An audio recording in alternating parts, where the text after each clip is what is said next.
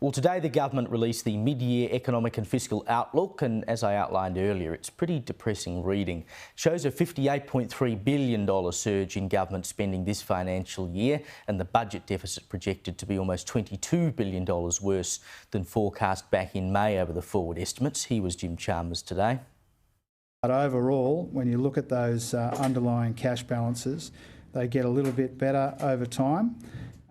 Shadow Treasurer Angus Taylor joins me now from Canberra. Angus, thank you for your time. $58.3 billion, as we know. The RBA has said multiple times that one of the biggest drivers of inflation is government spending. There seems to be very little effort here to rein it in.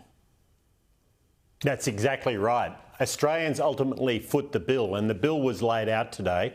The bill that will be imposed on Australians if we get another 3 years of Labor, and the bill that they've already racked up. So what you actually saw at the heart of this statement today was over the coming 4 years, $233 billion of headline deficits. That's over $23,000 for every Australian family. And make no mistake about it, Caleb, that has to be paid. It's either paid by taxes down the track or, in the current circumstances, by inflation in a more immediate way. I mean, this is what causes inflation.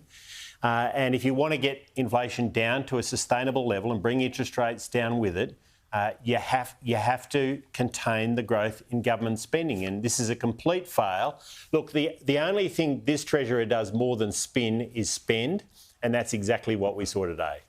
Well, it's the biggest increase in spending outside of COVID, as I said earlier, more than 5%, which is just extraordinary. But of course, Chalmers is trying to say, well, a lot of this was just unavoidable spending, indexation on the pension, etc. Was this spending unavoidable?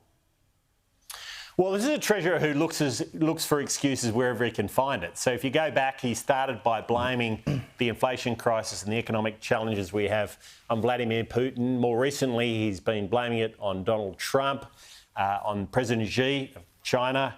On the weekend, a little while back, he was talking about veterans and it was all their fault. Now he was saying, I can't help it. I can't help it. He's like someone who drinks too much going to the fridge. I can't help it.